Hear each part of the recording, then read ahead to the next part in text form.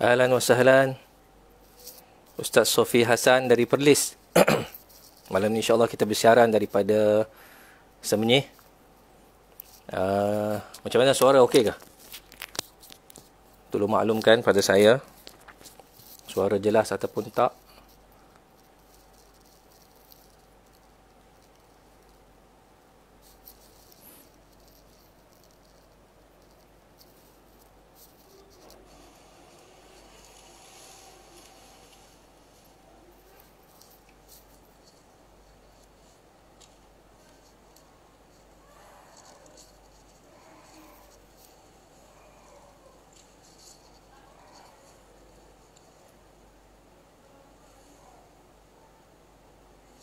Ahlan wa sahlan.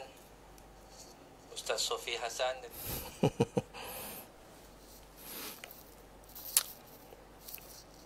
Terima kasih atas respon.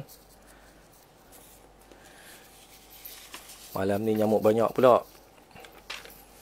Mungkin dalam live tak nampak nyamuk kot.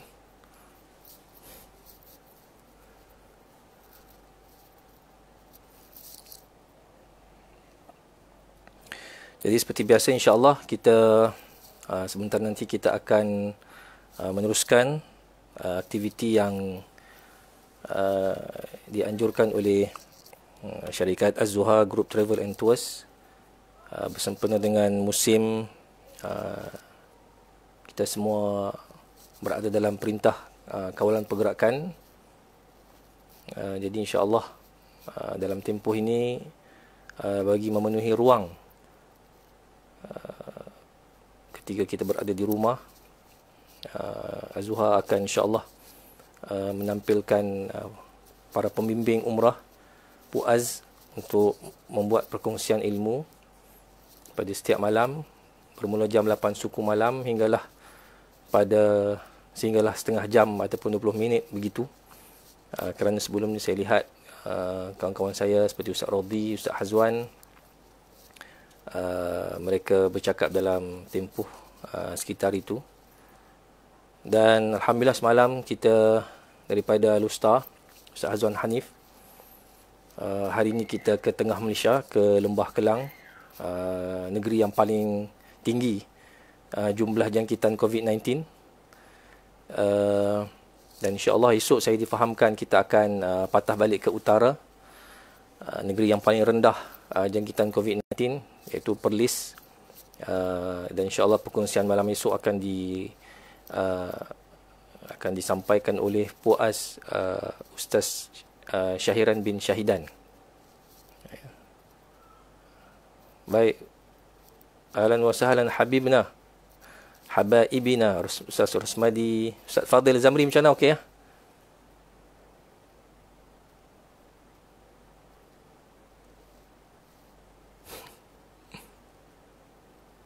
Ahlan wa sahlan Ustaz Muhammad Nawawi, dan juga kepada seluruh pelayar page Az-Zuha live pada malam ni saya ucapkan ahlan wa sahlan. Okey Ustaz Malik, ahlan wa sahlan. Line tak clear.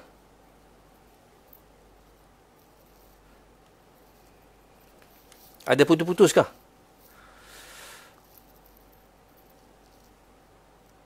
Ustaz Sopi macam mana, putus-putus kah? Ustaz Rosmadi tolong respon.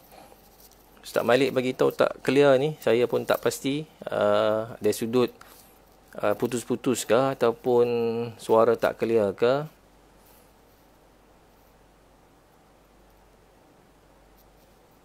Ahlan wa sahlan Ustaz Radhi. Baik Ustaz Fadil.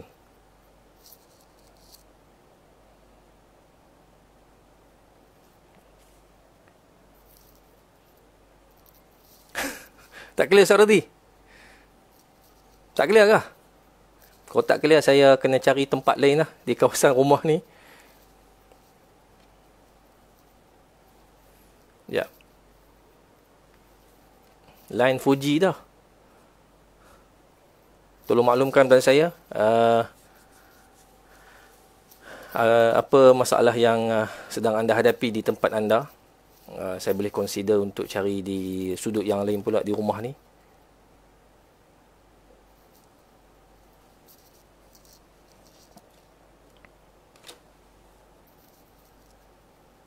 Okey.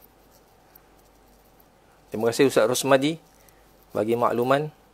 Di tempat Ustaz Rosmadi di Jejawi, Kangak, clear alhamdulillah. Ustaz Rodi duduk di mana tu? Ustaz Malik berada di mana? Saya tak pasti punca tak clear ni di mana, kerana saya kah ataupun kerana ni. Pun saya harap semoga Allah Subhanahu Wa Taala permudahkanlah program kita malam ni. Ahlan wa sahlan Ustaz Hisam. Ustaz Hisam rakan saya yang belajar di Syria dulu. Sungai Petani. Ustaz Rosmadi, saya kurang faham apa maksud gombak jadi macam tu ni. Okey, Ustaz Iqbal Zahin. Ahlan wa sahlan. Alhamdulillah, terima kasih atas respon.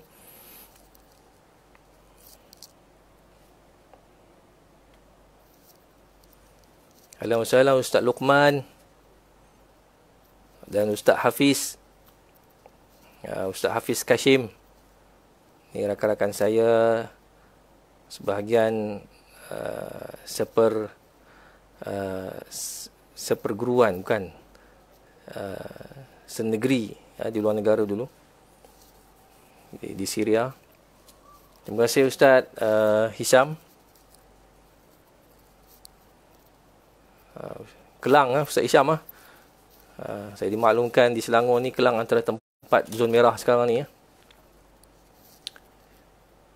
Oh ya kau Ustaz Rosmadi ya. Mungkin lah. Kalau lepas hujan line tak clear, maknanya mungkin Ustaz guna line Astro lah kot. Baik. Terima kasih Ustaz Abu Naim. Ahlan wa sahlan CEO kita, bos Ustaz Abdul Hadi.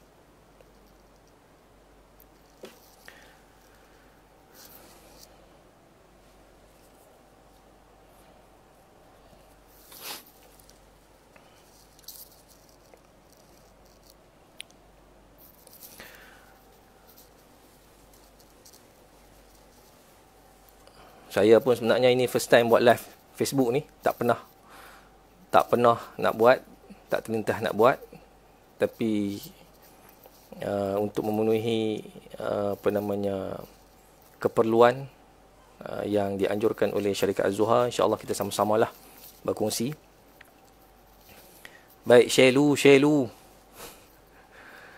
Naknya masa Ustaz Rodi kuliah hari tu di live Facebook, saya pun tak nak jelas sangat share lu tu apa dia sebab cakap laju sangat.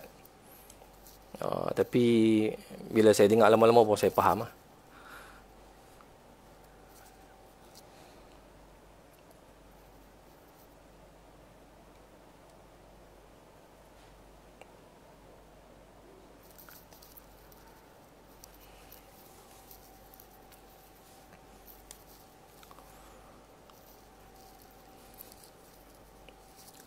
Baik, jadi saya fikir insyaAllah kita boleh mula kot.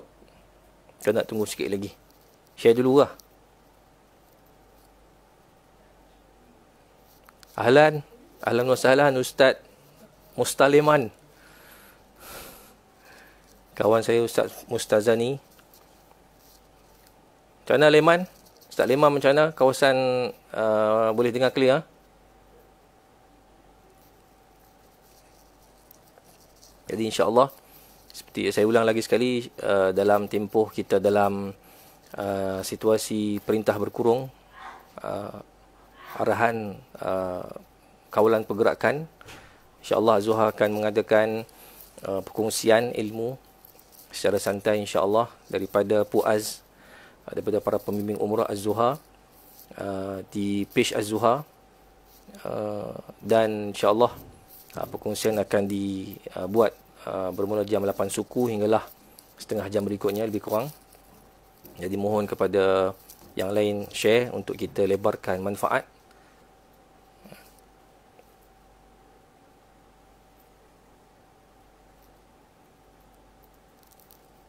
Assalamualaikum Ustaz Luqman Al-Hakim.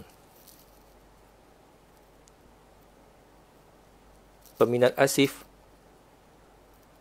Ahlan wa sahlan Ustaz Aiman. Nyata dan terang kata Ustaz Aiman, katanya itu izhar. Alhamdulillah. Baik, jadi Ja'fariyah. Ustaz Rasmadi dia ingat sungguh Ja'fariyah dia tu. Baik, alhamdulillah kepada mantan puak saya Ustaz Hayazi, juga kepada kawan-kawan Ustazah Rusiah, dan juga kepada Syekh Ustaz Baba Amzar. Baik, bismillahirrahmanirrahim. Assalamualaikum warahmatullahi wabarakatuh. Alhamdulillahi rabbil alamin, wassalatu wassalamu ala asyrafil anbiya'i wal mursalin wa ala alihi wa sahbihi ajma'in. Rabbi syrah li sadri wa yassir li amri wahlul 'uqdatam min lisani yafqahu qawli wa ba'd. Tuan-tuan sekali, insya-Allah pada malam ini seperti yang kita war-warkan, saya ingin berkongsi dengan sesaudara dan sesaudari tentang faktor usaha dan ikhtiar yang boleh kita ambil daripada peristiwa Perang Badar yang berlaku pada tahun kedua Hijrah, yang berlaku pada tanggal 17 Ramadan tahun kedua Hijrah. Jadi seperti yang kita maklum bahawa Perang Badar ini merupakan perang yang pertama berlaku sejak Nabi Muhammad SAW berhijrah ke Madinah. Dan saya fikir semua maklum tentang keputusannya dan bagaimana Nabi Muhammad SAW cukup banyak berdoa, bermunajat, meminta bantuan kepada Allah Subhanahu Wa Taala. Dan kita semua maklum bahawa dalam Perang Badar ini pertembungan di antara tentera muslimin dan tentera musyrikin adalah tidak seimbang. 313 orang di pihak tentera Islam bertembung dengan sekitar 1000, sebagai riwayat kata 950 orang tentera musyrik, yakni dengan bilangan 3 kali ganda daripada jumlah orang Islam. Dan saya memetik kesimpulan berkaitan dengan usaha dan ikhtiar ini daripada sebuah kitab yang ditulis oleh salah seorang pakar sirah ataupun sejarah daripada bumi Syria, iaitu almarhum Dr. Syauqi Abu Khalil, yang saya fikir kawan-kawan saya yang belajar di Syria maklum tentang nama tokoh ini. Dan saya petik daripada kitab Fit Tarikhil Islami. Jadi terus kepada poin, saya dapat simpulkan di sini Dr. Syauqi Abu Khalil, beliau telah meletakkan 3 kesimpulan besar, 3 poin tentang bagaimanakah Nabi Muhammad SAW menjalankan usaha dan ikhtiar. Ya, artinya di sini kita melihat bahawa walaupun Nabi Muhammad SAW dan para sahabat mereka berjuang di pihak yang benar, mereka bertuhankan Tuhan yang Esa dan Tuhan yang benar, berlawan dengan tentera musyrik, tentera yang tidak bertuhan hakikatnya, yang mendakwa Tuhan yang palsu. Walaupun dari sudut kedudukan kebenaran dan kebatilan itu jelas, tetapi kita lihat Nabi Muhammad dan para sahabat tidak pernah mengabaikan aspek usaha. Kerana kemenangan dan kejayaan sesebuah pergerakan itu, sebuah kumpulan ataupun aliran, itu tidak ditentukan kepada sejauh mana kebenaran yang mereka perjuangkan. Kekalahan pihak yang batil itu tidak ditentukan kerana kebatilan yang dibawa oleh sesuatu aliran. Di dunia ini tetap sahajalah kita mesti mengamalkan pendekatan ittikhadul asbab, iaitu kita meneroka dan mencari aspek-aspek ikhtiar, dan kita memenuhi segala ruang-ruang usaha yang dituntut. Kemudian setelah itu barulah kita menyerah kepada Allah. Dr. Syauqi Abu Khalil, beliau menyatakan bahawa pertembungan dalam Perang Badar ini adalah berlaku dari sudut qiyadah rahimah lawan qiyadah hauja. Qiyadah rahimah ini bermaksud tentera Islam yang dipimpin oleh Nabi Muhammad SAW. Bagaimana mereka boleh mencapai kemenangan dengan merangsangkan ini adalah kerana Nabi Muhammad SAW itu sendiri mempunyai mengamalkan satu pendekatan kepimpinan yang pengasih. Nabi Muhammad SAW antara lain kalau kita lihat di dalam buku ini, beliau menunjukkan satu bentuk kepimpinan yang menyebabkan para sahabat rela untuk berhabis-habisan membantu Nabi Muhammad SAW. Sebagai contoh, ketika dalam perjalanan menuju ke Badar, kita maklum bahawa 313 tentera Muslim, mereka mempunyai sebanyak 70 ekor unta dan 2 ekor kuda. Artinya jumlah kenderaan tak cukup. Jadi apa yang berlaku adalah 2 atau 3 orang tentera Islam akan menaiki seekor unta ataupun kuda secara bergilir. Dan ini juga berlaku kepada Nabi Muhammad SAW. Nabi SAW bergilir dengan Sayyidina Ali bin Abi Talib dan salah seorang sahabat bernama Marsad bin Abi Marsad Al-Ghinawi. Mereka bergilir dengan Nabi SAW. Tetapi mereka kata, "Wahai Rasulullah, kamu naiklah unta, kami jalan pun tak apa." Sedangkan perjalanan daripada Madinah ke Badar itu agak jauh. Tetapi Nabi SAW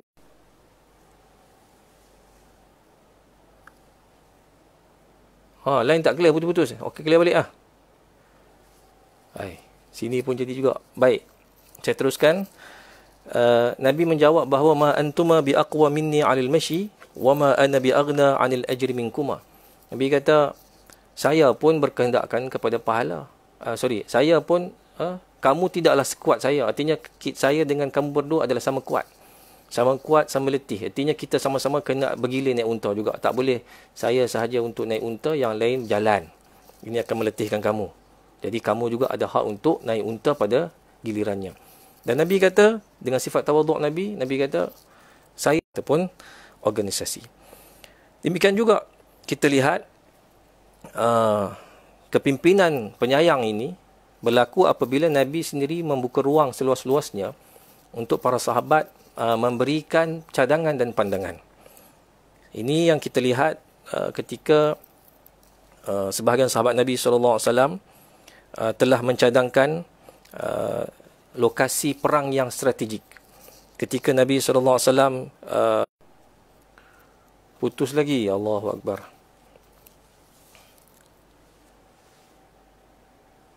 Saya minta maaf lah kerana tak tahu sebab apa putus. Baik, macam mana Ustaz Malik? Teruskan . Admin mungkin boleh bagi cadangan pada saya. Baik, jadi antara qiyadah rahimah yang ditunjulkan oleh Nabi SAW ialah Nabi membuka ruang seluas-luasnya kepada cadangan dan pandangan oleh para sahabat. Ini kita lihat dalam kisah ketika Al-Hubab bin ketika Nabi telah memutuskan untuk berada di satu tempat di Badar. Al-Hubab bertanya kepada Nabi, "Ya Rasulullah, ini tempat yang kamu pilih ni adakah wahyu daripada Allah ataupun ia merupakan pandangan strategi secara peribadi daripada kamu?" Maka Nabi jawab, "Ini merupakan pandangan dan strategi yang saya pilih." Maka Al-Hubab mencadangkan satu tempat yang lain pula. Dan Nabi memilih tempat tersebut setelah Al-Hubab memberikan alasan kenapa pandangan beliau itu patut diberikan perhatian oleh Nabi SAW. Begitu juga Nabi SAW menerima pandangan Sa'ad bin Mu'az. Sedangkan supaya dibina satu al-arish ataupun kemah di satu tempat yang tinggi, supaya Nabi SAW boleh berada dalam kemah tersebut, memberikan arahan, dan Nabi SAW menerima cadangan dan pandangan tersebut. Artinya Nabi menunjukkan satu sikap toleransi. Dan bila sahabat memberikan pandangan dan cadangan, itu menggambarkan pada kita bahawa Nabi bukanlah insan yang digeruni oleh sahabat, pemimpin yang ditakuti oleh orang bawahan. Mereka menghormati Nabi. Mereka pada masa yang sama berani juga untuk memberikan cadangan dan pandangan bernas. Baik, di pihak orang Quraisy, mereka tewas dalam perang Badar bukanlah kerana mereka musyrik, bukanlah kerana mereka membawa panji-panji kebatilan.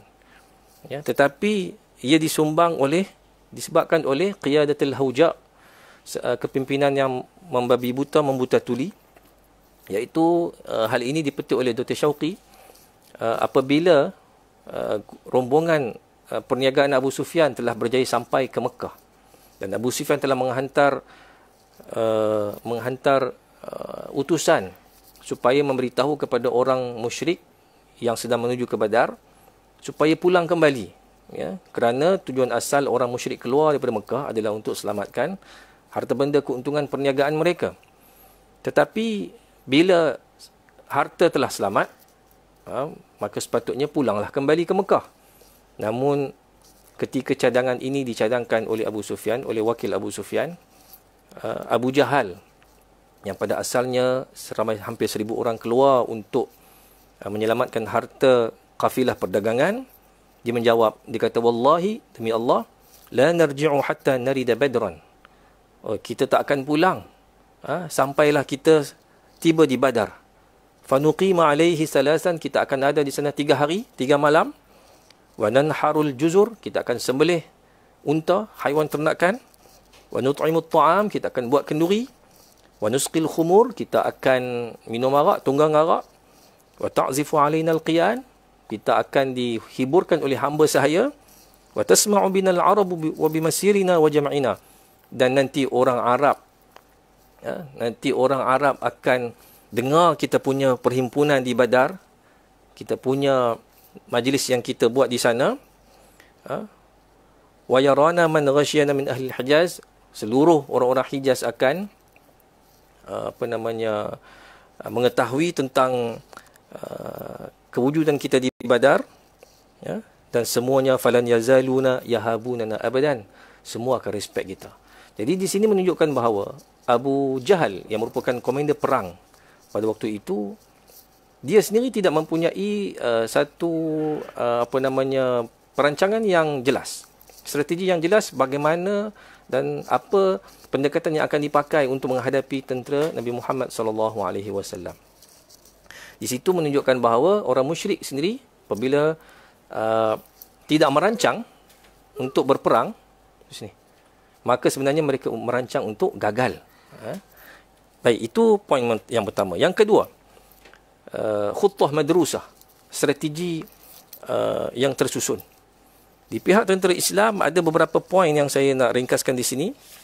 Antaranya, Nabi Muhammad SAW ketika nak menghadapi tentera musyrik yang ramai 3 kali ganda, Nabi menggunakan pendekatan yang dinamakan oleh Dr. Syauqi sebagai nizamus saf, strategi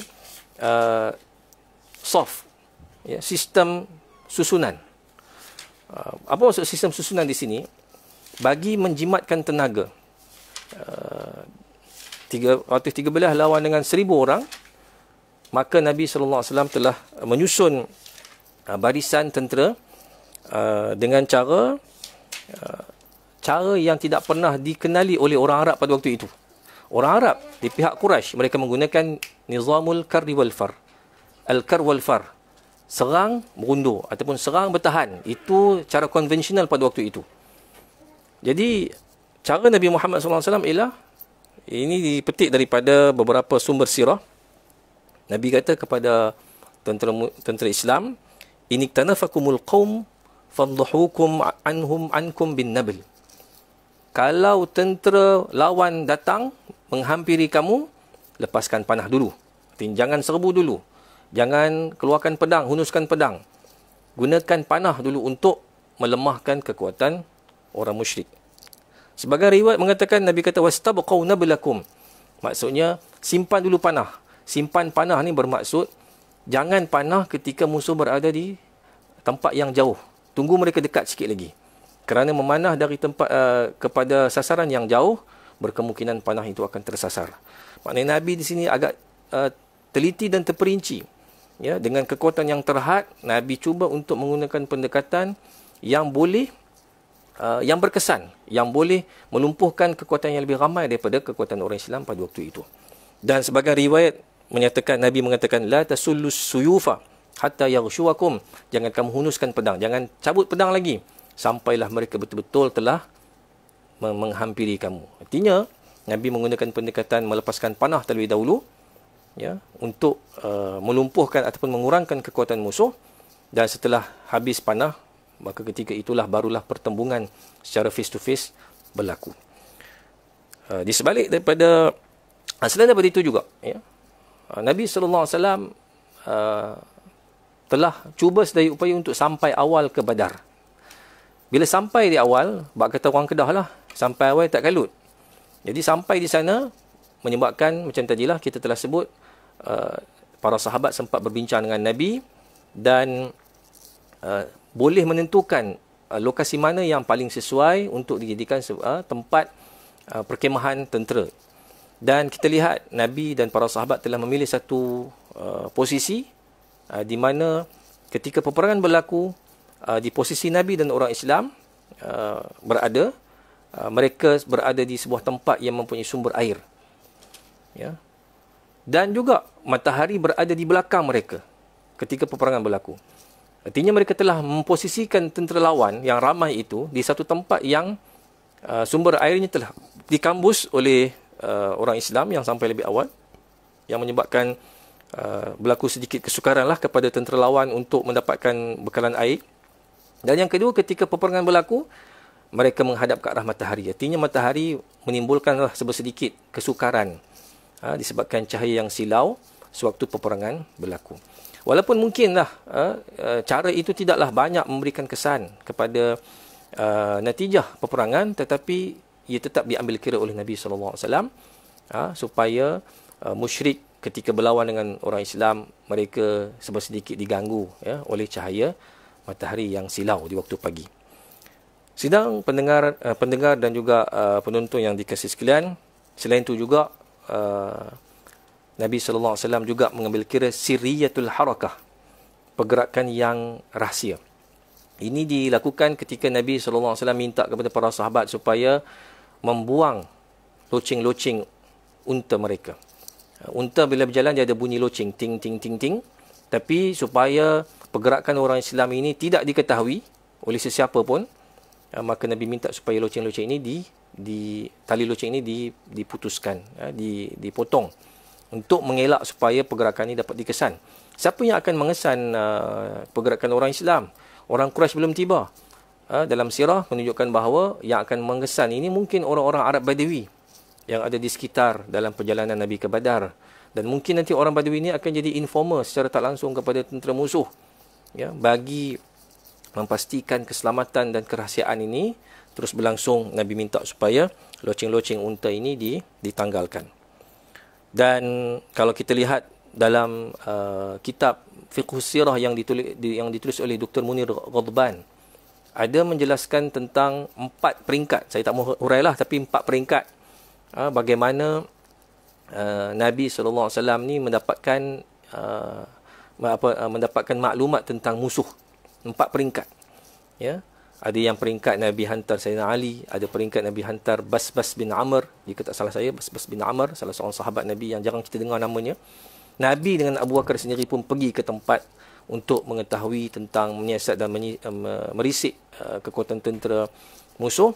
Ini semua dilakukan oleh Nabi sebagai pengetahuan awal sebelum Nabi melancarkan serangan ataupun menerima serangan daripada pihak musuh. Dan antaranya juga, selain daripada khutbah madrusah, poin yang terakhir adalah ketika Nabi SAW dan para sahabat berhadapan dengan tentera musyrik dalam perang Badar, mereka menghadapi perang Badar itu dengan kerjasama yang kukuh. Disebutkan di sini sebagai khadha ala qalbi rajulin wahidin. Mereka sekata, senada, serentak dalam tindakan, mu'tamidina ala rabbihim, sambil bertawakal, bergantung kepada Allah Subhanahu wa taala. Dan saya kira pendekatan yang terakhir ini ada kaitannya dengan qiyadah rahimah tadi. Para pengikut dia akan cukup terkesan dengan pemimpinnya seandainya pemimpinnya menunjukkan kepimpinan yang penyayang, tegas, tetapi pada masa yang sama memberi ruang, menunjukkan sikap kasih kepada pengikut bawahan. Dan ini menyebabkan pengikut bawahan selalunya tidak akan teragak-agak untuk berkorban dan sedia untuk mengikut arahan oleh pemimpin pada bila-bila masa saja ia dikeluarkan. Sedangkan di pihak Quraisy, mereka ini ketika berhadapan dengan tentera Islam dalam perang Badar, mereka sudah tidak lagi memikirkan apa strategi yang mereka akan pakai. Mereka menggunakan strategi biasa, al-kar wal far. Serbu, bertahan. Tengok pada keadaan lah. Ya. Tentera dalam peperangan yang menggunakan strategi al-kar wal far ini barangkali lah, saya punya jangkaan, mungkin mereka pun tak tahu bila masa mereka perlu menyerang dan bila masa mereka perlu bertahan. Bergantung kepada arahan pemimpin mereka. Jadi strategi itu pada pandangan saya tidaklah teruk. Mungkin sesuai pada situasi ketika tentera ramai. Tetapi itulah apabila tentera musyrik ini masuk dalam perang Badar dengan tanpa strategi yang betul, yang ramai tetap akan dikalahkan. Dan ini kita lihat ketika Abu Jahal dan tenteranya sampai di Badar, mereka melihat berapa ramai tentera Nabi Muhammad SAW dengan nada sombong dan penuh keyakinan. Dia mengatakan bahawa inna Muhammadan wa ashabahu akalatu jazur. Rupanya dia kata Muhammad dan pengikutnya ini seramai orang-orang yang makan seekor unta. Ini satu pepatah Arab. Akalatu jazur bermaksud sekelompok manusia yang makan seekor unta. Berapa ramai? Berapa ramaikah ya, anggaran seekor unta boleh dihabiskan oleh sekumpulan manusia? Rata-rata orang Arab menyatakan sekitar 100 orang. Jadi dia memandang rendah kepada jumlah yang sedikit yang ada pada tentera Islam pada waktu itu, dan rupanya ya, dari dulu sampai sekarang pihak yang memandang rendah kepada lawan selalunya akan tewas. Kita lihat dalam sukan pun sama jugalah. Pasukan bola sepak yang hebat-hebat pun kalau dia sebelum turun lawan bola sepak, kalau dia sudah memandang rendah pada pihak lawan, selalunya dia akan kalah ataupun dikejutkan oleh pihak lawan yang kerdil itu. Jadi ini dilakukan oleh Abu Jahal dan menyebabkan 70 orang tentera musyrik terbunuh, termasuk Abu Jahal. 70 orang lagi ditawan oleh tentera Islam, dan mungkin ada lagi ratusan yang cedera yang dapat pulang kembali ke Mekah. Sementara di pihak tentera Islam 14 orang yang mati syahid dan mereka pulang ke Madinah dengan perasaan yang sangat positif dan gembira. Jadi saudara dan saudari sekalian, poin utama yang saya nak kongsikan pada malam ni daripada segala kesimpulan yang saya nukilkan daripada kitab Fit Tarikhil Islami ini, poin utamanya ialah Islam adalah agama yang sentiasa menyuruh umatnya menjalankan usaha sambil bertawakal pada Allah Subhanahu Wa Taala. Ya, tidak ada satu, kalau kita lihat dalam sirah dan sejarah lah, tidak ada cara yang tepat dan benar untuk kita mengatasi sesuatu masalah, melainkan dengan kita menghadapinya dengan dua pendekatan yang kita maklum semua, iaitu berusaha mencari penyelesaian yang munasabah, dan yang kedua kita berdoa dan menyerah segala urusan kepada Allah Subhanahu Wa Taala. Tidak adalah maksudnya pendekatan tu hanya semata-mata usaha. Ini pendekatan non-Muslim yang mungkin tidak bertuhan ataupun menganggap Tuhan tidak ada kaitan dengan usaha mereka. Mereka menjalankan usaha tanpa mereka berdoa kepada Tuhan, dan ini melambangkan kesombongan.